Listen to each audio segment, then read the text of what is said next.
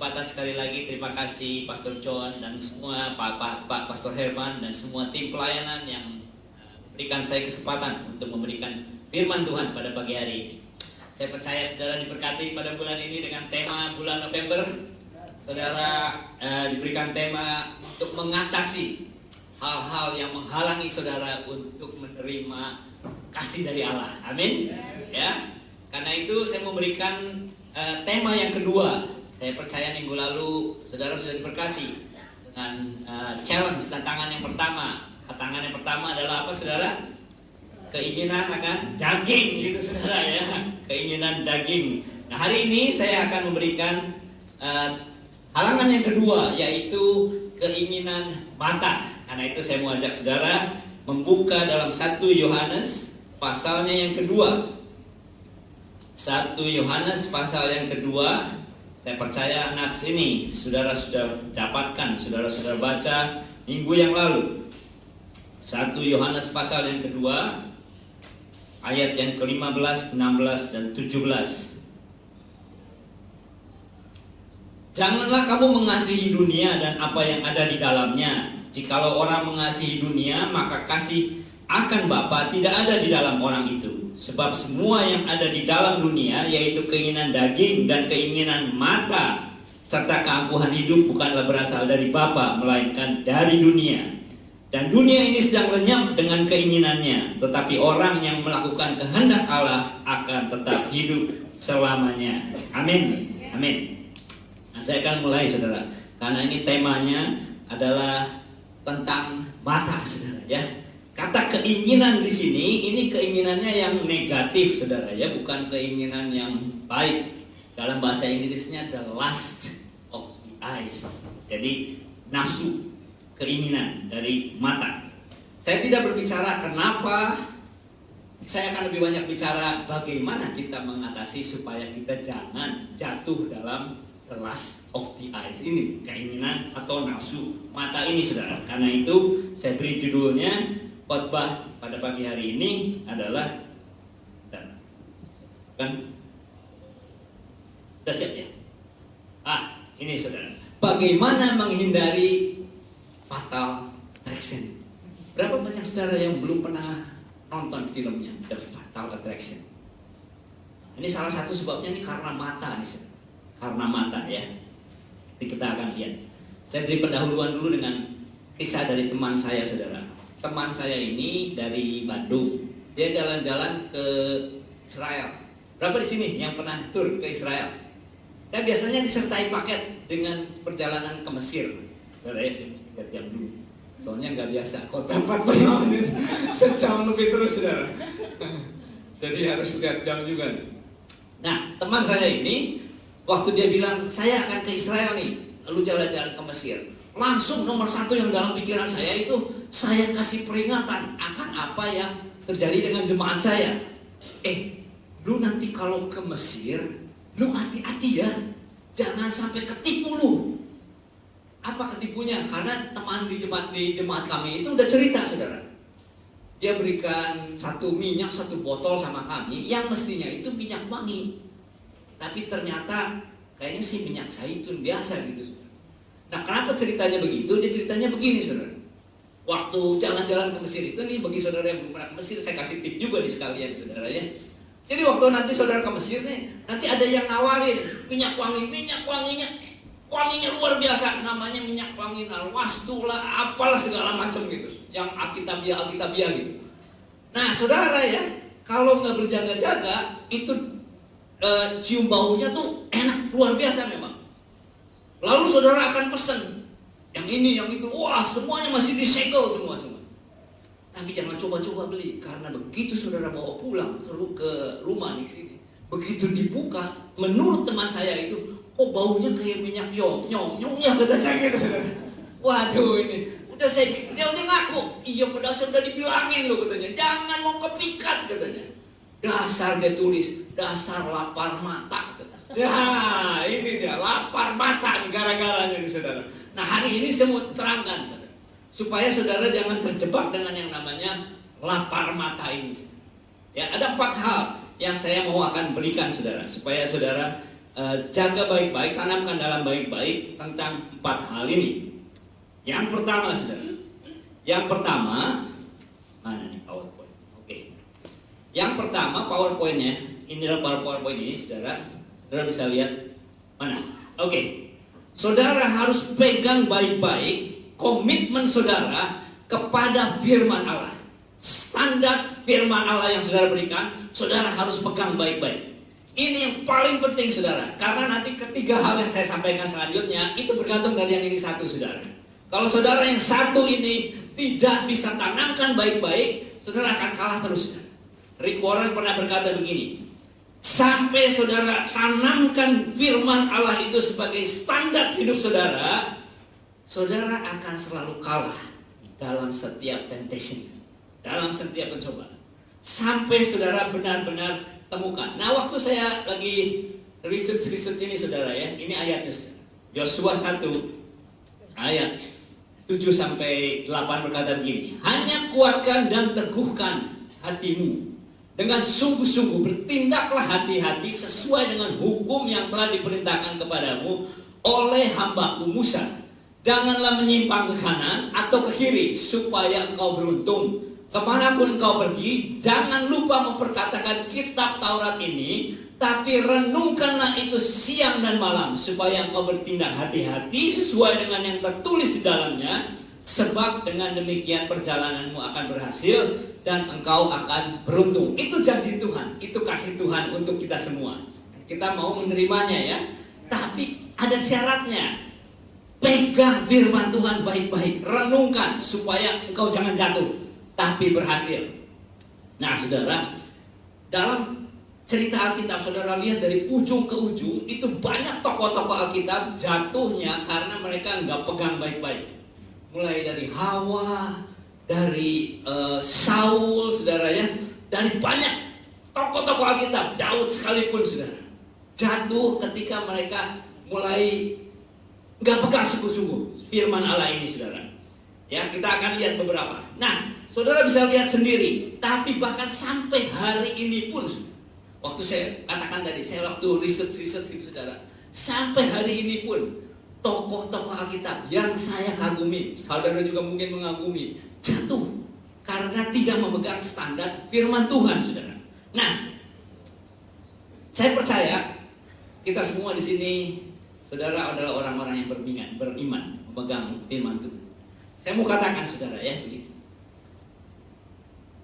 Lebih mudah kalau saudara di-challenge iman saudara itu ketika berkenaan dengan iman saudara pribadi. Kalau saudara hari ini ditantang, mau menyangkal Yesus atau mau dihukum mati? Mungkin kebanyakan dari saudara gak pusing, saudara. Ketika saudara sendiri, oh cuma saya sendiri nih, saya dihukum mati, enggak takut, hukum mati aja. Tapi saya mau beritahu, lain ceritanya waktu ada orang yang saudara kasihi terlibat di dalam. Ini jauh lebih sulit. Ketika waktu ditantang, kalau kamu tidak menolak Yesus, istrimu, anak-anakmu kubakar di depan. Nah, itu udah lain, saudara. Itu sebabnya memegang God standard, firman Allah, standar firman Allah itu sangat-sangat penting sekali. Karena gangguan, godaan iblis itu luar biasa, saudara. Nah, seperti saya katakan, saudara, ada satu hamba Tuhan yang saudara mungkin kenal, namanya Yonggi Cho, saudara. Yonggi Cho itu saya yakin dia orang yang mengasihi Tuhan. Ya, saudara mungkin setuju. Tapi dia jatuh gara-gara apa? Gara-gara anaknya, saudara. Saya yakin dia mengasihi anaknya. Tapi ketika mulai ada sesuatu yang tidak memenuhi standarnya Tuhan, dia mengasihi anaknya sampai dia melakukan hal yang kriminal. Dan dia jadi, saya mau tunjukkan satu ayat, saudara, kepada saudara ya. Karena saya percaya saya memberikan sesuatu yang baru, saudara. Sesuatu yang saudara sudah tahu, saya skip aja karena waktu saya nggak banyak. Saudara ingat cerita ini ya, kejadian ini dalam Kejadian pasal yang saya agak terlalu tinggi. Kejadian pasal 19 ayat yang ke-14. Ini cerita tentang istri Lot. Saudara ingat ya? Cerita istri Lot. Saya bacakan ayatnya. Keluarlah Lot lalu berbicara dengan kedua bakal menantunya yang akan kawin dengan kedua anaknya perempuan. Katanya, bangunlah, keluarlah dari tempat ini sebab Tuhan akan memusnahkan kota ini. Tetapi ia dipandang oleh kedua bakal menantunya sebagai orang yang berolok-olok saja. Saudara tahu cerita Lot ya, saya tidak usah terlalu panjang menceritakan bagaimana Lot udah didatangi oleh malaikat Tuhan. Keluar Lot. Sebelumnya Abraham udah kasih tahu dulu kan ya, udah bernego dengan Tuhan nih. Kalau ada 50, ada 45, ada 40, terus sampai tinggal 10. Kalau ada 10, gak jadi dihukum Sodom dan Gomora ini. Lalu malaikat Tuhan datang ke sana kan ya, dia ambil. Tapi Lot nih berlambat-lambat, kasih tahu katanya. Orang-orang yang mau diselamatkan, orang-orang yang kau kasihi, kasih tahu supaya selamat sama kamu. Nah ini dikatakan dalam bahasa Indonesianya, kasih tahu calon mantunya, bakal mantunya katanya. Tapi waktu saya perhatikan saudara, dalam versi yang lain, dalam versi tengah Alkitabnya orang Yahudi, dan juga diterjemahkan dalam King James Version punya ya, lain sedikit saudara. Tapi ini agak signifikan, penting saudara. So, Lot went out katanya, sama nih. Tapi dia bicara kepada mantunya katanya, his sons-in-law. Itu lebih dari satu berarti ya, sons-in-law. Who had married, yang sudah menikah dengan daughtersnya, dengan anak-anak perempuannya. Lebih dari satu lagi, minimal 2 kan ya, minimal 2. Saya melihat ada kebenarannya juga yang ini, yang versi Yahudi ini, versi King James ini. Karena tadi negosiasinya Abraham itu kan 10 orang. Sedangkan yang kita tahu dia tinggal sama 2 anaknya yang itu ya, jadi 4 kan. Jadi kira-kira kalau ditambah 4 lagi kan udah 8 nih. Mungkin ada besannya lagi, ya jadi 10, gampang lah kira-kira 10. Kalau 4 ke 10 agak kejauhan sih emang. Saya agak setuju juga. Tapi apa pentingnya? Pentingnya begini saudara. Kalau versi yang pertama, istri Lot kan berbalik nih. Berbalik, yang dia lihat atau yang disayangkan menurut pikiran saudara, apa yang dia sayangkan sampai dia berbalik melihat ke belakang? Itu kan paling-paling hartanya, betul nggak? Rumahnya segala macam. Saya percaya di sini kalau kita di-challenge soal harta, itu saudara lulus semua. Diambil hartanya, jangan tinggalkan imanmu. Oke Tuhan, beres. Tapi kalau yang di bawah ini saudara, kira-kira yang ditinggalkan itu siapa saudara? Cuma 4 kan yang berangkat kan? Ya, berarti yang ditinggalkan siapa? Anak mantunya yang ditinggalin. Sekarang saya tanya, kebanyakan di sini udah cukup lanjut usianya. Kalau saudara yang jadi istri lo, saudara nengok ke belakang nggak?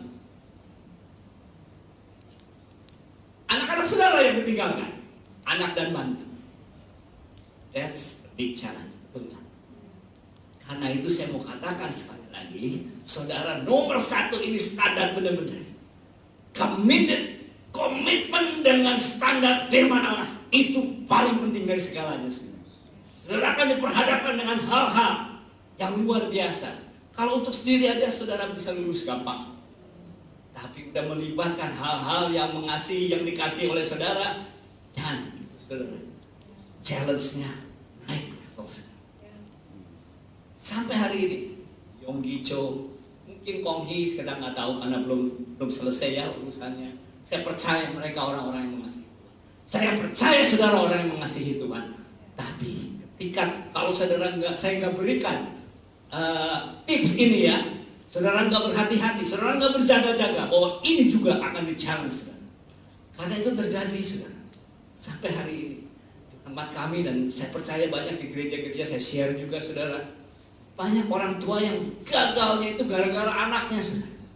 Kasihan anaknya ya, teman main bola, udah nggak usah ke gereja dah. 1 session ini 1 tahun nih, 1 term semuanya main bolanya kan hari Minggu, jadi nggak ke gereja. Atau kasihannya anaknya harus sekolah nih, lesnya cuma dapatnya hari Minggu aja. Jadi akhirnya dibelain untuk akademiknya daripada kepada Tuhan. Ada pesta lah, ada inilah, kasihan. Hati-hati. Komitmen terhadap firman Allah. Itu yang nomor satu. Karena enggak, yang kedua, yang ketiga, yang keempat saya berikan ini percuma, saudara. Ya, tapi yang pertama yang saudara harus tanamkan dalam hati, komitmen kepada standar firman Allah. Mari katakan sama-sama kepada saya, komitmen kepada standar firman Allah. Itu tanamkan. Seperti yang tadi Warren bilang, kalau saudara nggak benar-benar tanamkan, percayalah, engkau akan gagal dalam setiap pencobaan. Jadi yang pertama ini yang saudara harus perhatikan ya. Nah yang kedua saudara, nah saya berikan nama, jagalah matamu.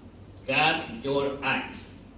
Guard your eyes. Matius 5:28 berkata begini, aku berkata kepadamu, setiap orang yang memandang perempuan serta menginginkan sudah berzina dengan dia di dalam hatinya. Maka jika matamu yang kanan menyesatkan engkau, cungkilah dan buanglah itu, karena lebih baik bagimu jika satu dari anggota tubuhmu binasa daripada tubuhmu dengan utuh disampaikan ke dalam neraka. Ini maksudnya Yesus. Ini bukan berarti orang Kristen itu suruh cungkil-cungkil mata, penggal-penggal tangan dan sebagainya gitu saudara. Ini maksudnya nih dalam istilah Ibrani itu namanya, ada istilah cara pengajarannya itu dari yang sederhana ke yang kompleks saudara. Jadi artinya sebelum dosa itu kompleks, membinasakan seluruh tubuhmu, cut it off dalam early stage katanya. Putuskan, bertobatlah selagi masih dini, begitu saudara. Jadi kalau sebelum menguasai tubuh, selama masih ada di mata, cepat-cepat bertobat. Cepat-cepat kalau itu tangan, cepat istilahnya suruh putuskan, suruh cungkil dan sebagainya. Jadi itu maksudnya. Nah, ini saya perlu terangkan sedikit karena nats yang kita bahas ini adalah 1 Yohanes, saudara. Yohanes itu, zamannya Yohanes itu banyak pengajar-pengajar sesat. Nah, salah satunya itu pengajar-pengajar sesat itu dipengaruhi oleh aliran namanya Gnosticism. Artinya begini, yang lahir ya sama yang spiritual itu beda, gak ada hubungannya. Jadi kalau seandainya you mau berdosa kayak mau apa secara tubuh, rohmu tidak terpengaruh katanya. Aman-aman aja, selamat-selamat saja katanya. Nggak ada hubungannya dengan yang ini. Jadi you mau ngapain kayak mau dosa seks, dosa apa segala macam, nggak ada hubungannya. Yang spiritual tetap spiritual. Nah itu yang Yohanes sedang mau katakan. Nggak begitu. Ini semua satu paket. Roh, tubuh dan jiwa itu satu paket. Kalau jaga kekudusan secara roh, tubuh dan jiwamu juga harus kau jaga kekudusannya. Itu backgroundnya salah satunya begitu di Yohanes itu. Nah, karena itu saya mau katakan, tadi kita sudah gak dengan firman Allah. Tapi jangan lupa juga, jangan sampai terjebak dengan pengajaran sesat di zaman Yohanes ini. Mata kita pun perlu dijaga, saudara. Mata kita perlu dijaga. Nah, ada beberapa hal, saudara, yang saya mau berikan secara praktis ya. Ini memang saya bagikan biasanya dulu waktu itu kepada couple-couple muda, saudara. Karena saya memegang small group untuk couple-couple muda. Jadi tantangan-tantangan mata ini sangat relevan buat mereka. Biasanya kalau para suami-suami muda itu tantangannya itu suka pasangan-pasangannya yang lain itu, saudara. Makanya saya ajarin gitu tentang bouncing the eyes. Jadi kalau melihat sesuatu yang kelihatannya sudah mau mengundang, ketahuan saudara. Kita kalau melihat sesuatu itu ya, di billboard di jalanan atau di internet atau apa, sebelum kita melihat, kita udah tahu dulu, wah ini ada sesuatu yang menarik gitu ya. Itu jangan diteruskan, langsung cepat-cepat bounce gitu eyes-nya ini. Dan saya melihat ternyata nggak cuma di golongan anak muda aja saudara, yang 30-an, 40-an, sampai yang udah cukup lanjut pun ternyata nggak rentan terhadap dosa ini saudara.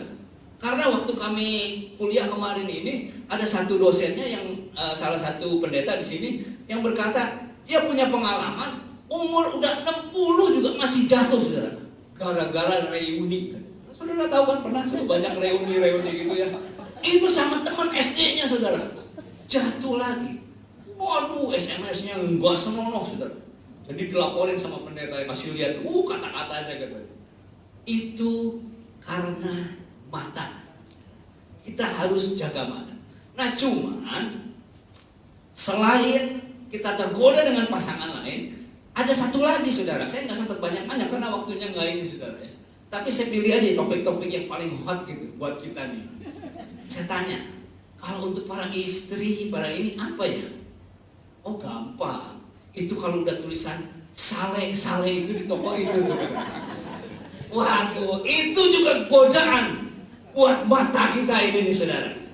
Nah karena itu saudara harus jaga. Jadi bukan cuma roh yang kita jaga, tapi secara fisik mata kita juga perlu saudara. Apa yang kita lihat, dengan siapa kita bergaul, itu sangat mempengaruhi. Makanya Paulus di Korintus berkata, janganlah kamu sesat, pergaulan yang buruk merusak kebiasaan yang baik katanya. Jadi saudara harus jaga-jaga terhadap tantangan yang satu ini nih, yang namanya si sale ini nih. Saya berikan ilustrasi-ilustrasi kepada orang-orang anak-anak muda yang saya ajarkan itu saudara ya. Tapi saya berlaku itu juga untuk kita semua gitu saudara. Itu kan gara-garanya mula-mulanya itu kan saudara akan diajak sama orang-orang teman-teman gitu ya. Jarang lah, saya di sini yang shoppingnya sendiri. Dari pagi-pagi udah semangat, saya harus shopping. Cari yang saleh. Ada yang sendiri, itu biasanya orang timur tuh minimal ada temen. Cari teman. Nah itu hati-hati. Karena pasti diajakin, yuk kita kesini yuk. Nggak mau mah, gua lagi hemat nih. Lagi hemat. Siapa yang suruh belanja? Cuma nemenin doang. Katanya gitu kan. Ya kalau nemenin boleh lah. Ya nemenin kan. Mulai nih ke toko-toko. Kebetulan udah Christmas kan nih. Udah sampai di toko, mulai kan ada tulisan sale ini nih. Apalagi nanti habis Christmas lagi. Ini makanya saya kasih warning sebelum boxing ini. Sale-nya 70% off, ya kan? Begitu kan kalau lihat. Nah saudara kan langsung diajak kan? Apa yang mula-mula yang menggoda saudara? Apa lain kalau bukan mata, betul nggak? Lihatnya gitu, bagus juga tuh ya baju. Warnanya mentereng, waduh, warnanya green nyala gitu. Waduh, hijau nyala gitu saudara. Atau ada yang kuning nyala gitu. Wah, nggak pernah tuh punya baju kayak begitu. Tapi mereknya terkenal. Wih, 70% loh ketawanya. 70% off. Lihat deh, datang ke sana. Kamu beli? Siapa yang suruh beli? Cuma nyobain doang. Nyobain doang. Coba iya ya, apa salahnya? Nyobain doang. Nggak beli kan? Nggak beli. Nggak usah beli. Cobain doang, lihat doang. Apa salahnya?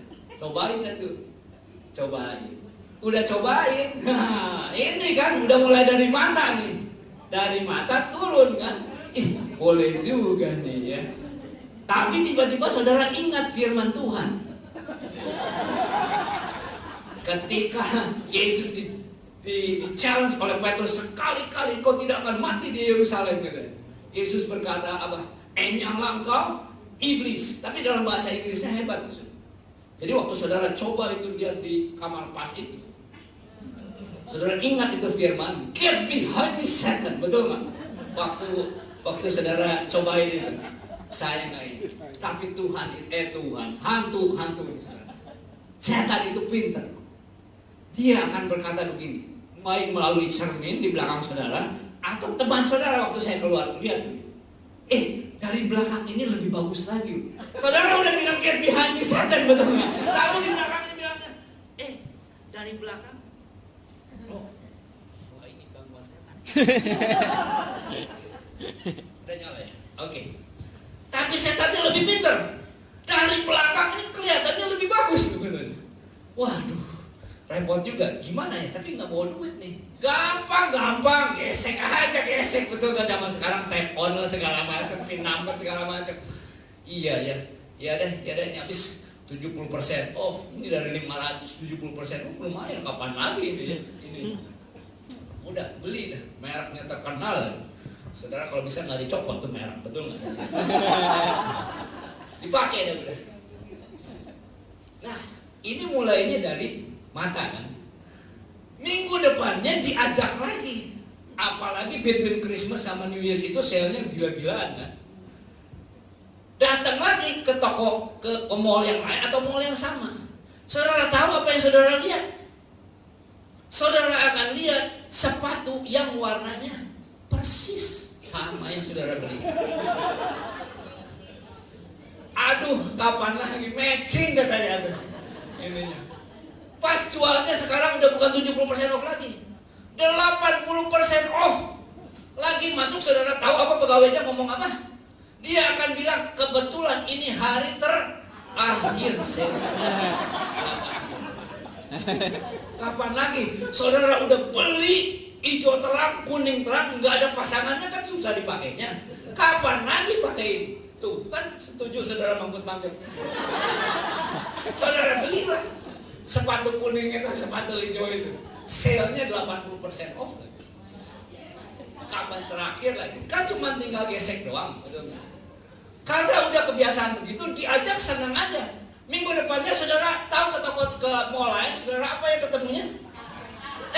Saudara tahu baru ngomong begitu. Tahu tas kuning. Udah cocok banget dah. Cocok banget. Lalu gesek lagi. Jadilah pelayanan saudara sign and wonder. Sign and wondernya nanti belakang. Waktu bilnya datang. Itulah godaan dari mata. Karena itu saya mau ajarin saudara.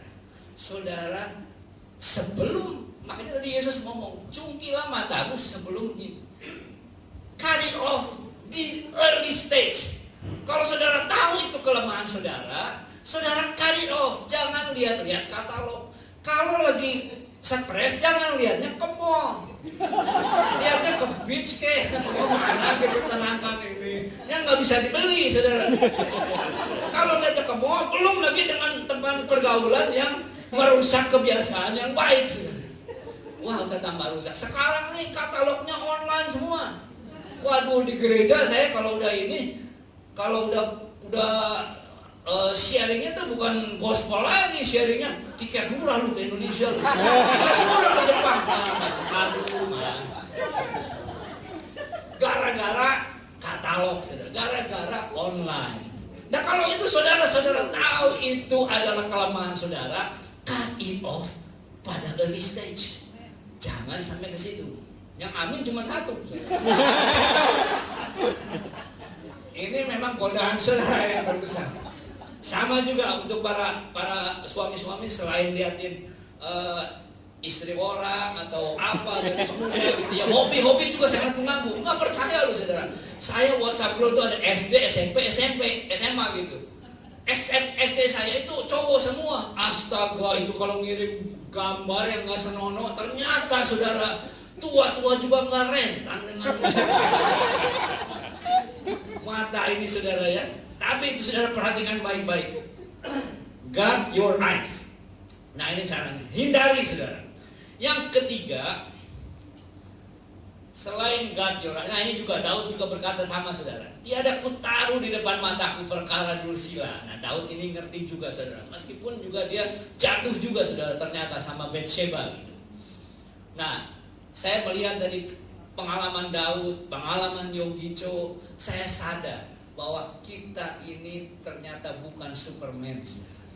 Kalau mereka aja tokoh-tokoh rohani bisa jatuh, saya mau beritahu saudara dan saya harus berhati-hati juga. Amin. Ya.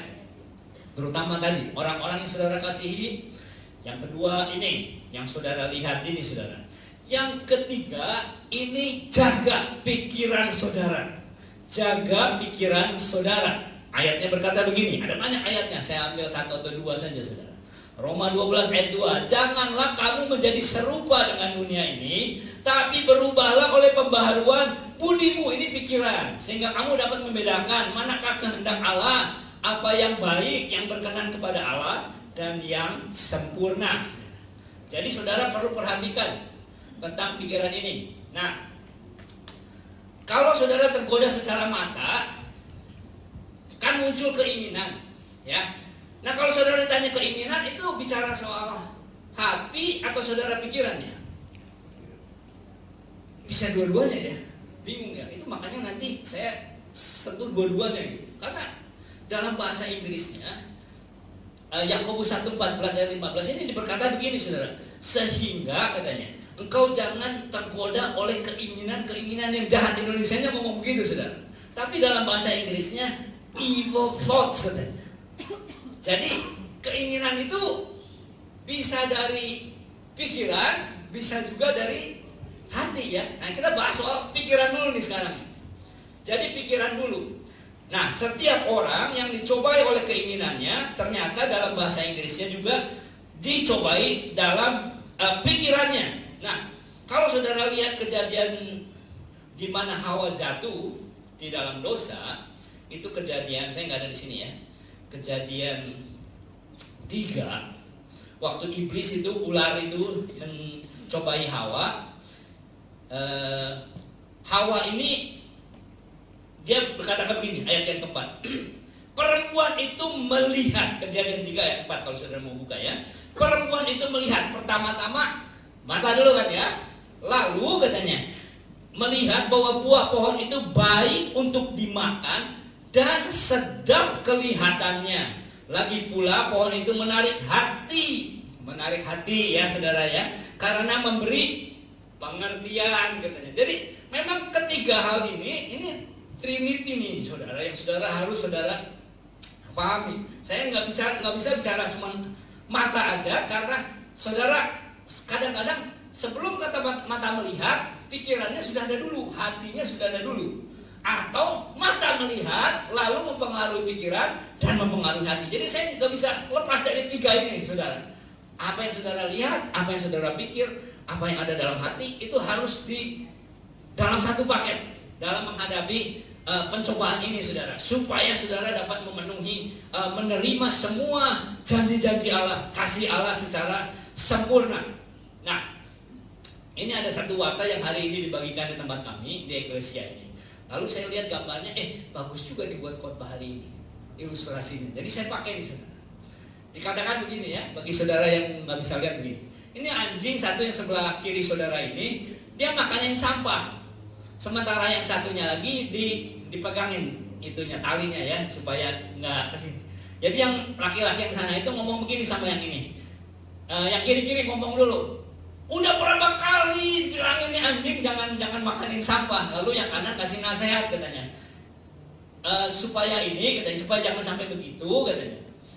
Kamu nih harus pegangin rantainya nih, talinya anjing itu supaya nggak kemana-mana. Nah rantai itu atau tali itu ditulisnya di situ sebagai firman Allah yang akan guide kita. Sementara anjing ini dipengaruhi oleh pikiran dan hatinya juga supaya dia jangan makan sampah ini. Nah, saya mau katakan begini saudara, Tuhan itu memberikan yang terbaik buat kita semua, amin. Cuman kita ini dipengaruhi oleh hati dan pikiran dan mata yang mengundang sampah saudara. Lalu kita memilih sampah sehingga tidak bisa menerima kasih Allah, apa yang Tuhan janjikan itu yang sebetulnya jauh lebih baik buat kita.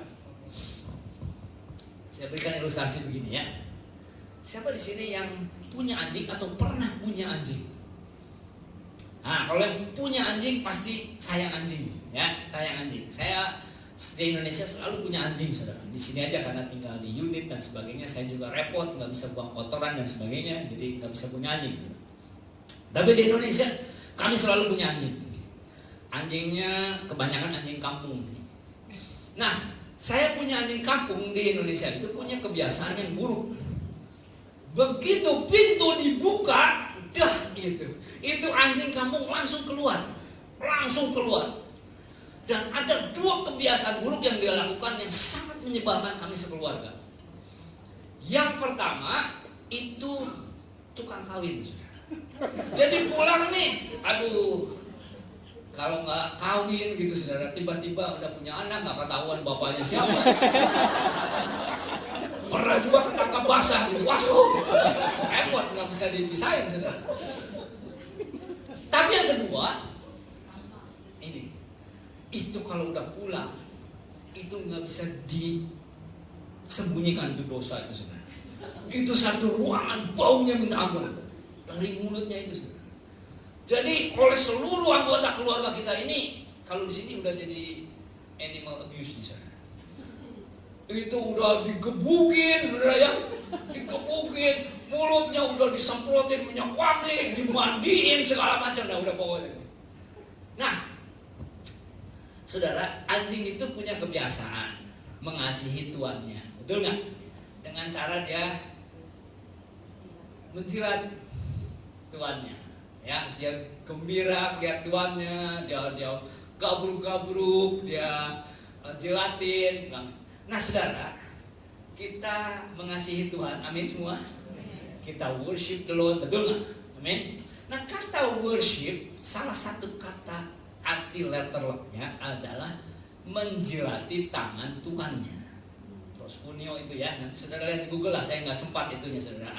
Ada kata-kata dasarnya yang nanti saling berhubungan dengan anjing dan menjilat dan kiss segala macam, sehingga diterjemahkan secara letterlocknya itu salah satu dari worship itu adalah menjilati tangan tuannya. Jadi waktu saudara worship itu saudara sedang menjilati tangan Tuhan seperti anjing menjilati tangan majikannya yang dikasihinya.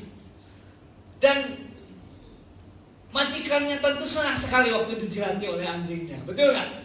Tuhan sangat mengasihi kita waktu kita menjilati tangan Tuhan, amin. Dan kita pun sangat mengasihi Tuhan dan kita menjilati tangannya Tuhan. Tapi kalau anjing itu habis makan sampah, Tuhan yang majikan yang didekatinya sebelnya minta ampun. Kita nggak bisa mengasihi Tuhan, worship, sementara mulut kita makanin sampah, sementara mata kita bersinah kemana-mana. So that's why majikannya pun tidak bisa mengasihi anjingnya. Begitu dia masuk, baunya minta ampun, saudara. Saudara mengerti ya? Saya harap saudara bisa mengerti ilustrasi ini. Karena saudara kan diciptakan untuk menikmati seluruh kasih Allah.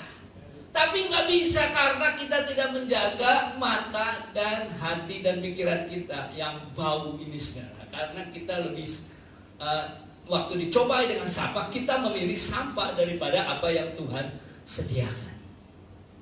Itu sebabnya saudara harus perhatikan baik-baik bagaimana kita ini menjaga pikiran kita, saudara. Yang terakhir, saudara, jaga hati. Jaga hati. Ayatnya begini, berkata begini: jagalah hatimu dengan segala kewaspadaan, karena dari situlah terpancar kehidupan. Yakobus 1 berkata begini, ayat 13. Apabila seorang dicobai, janganlah ia berkata pencobaan ini datang dari Allah. Sebab Allah tidak dapat dicobai oleh yang jahat, dan ia sendiri tidak mencobai siapapun. Tetapi tiap-tiap orang dicobai oleh keinginannya sendiri. Nah, ini juga keinginannya ya. Kita sulit ngomong keinginan ini pikiran apa hati, dua-duanya. Karena ia diseret dan dipikat olehnya.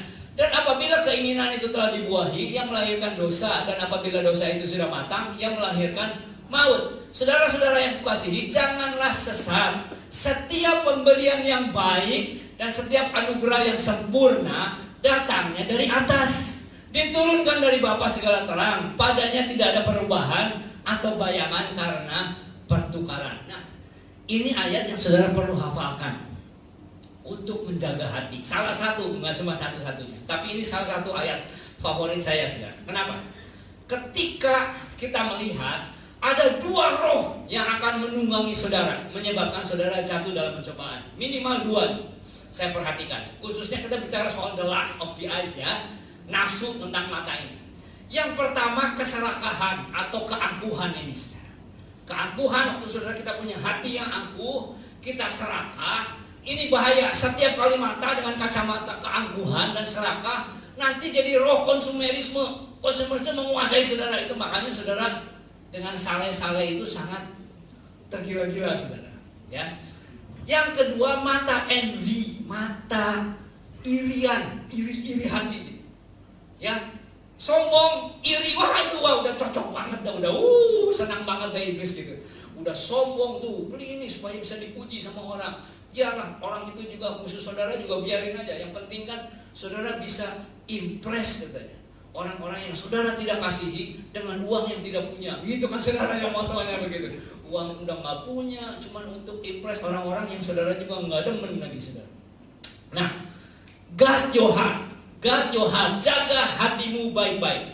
Ketika kita melihat dengan kacamata envy, saudara akan melihat segalanya itu ya saudara yang saudara punya ini nggak cukup.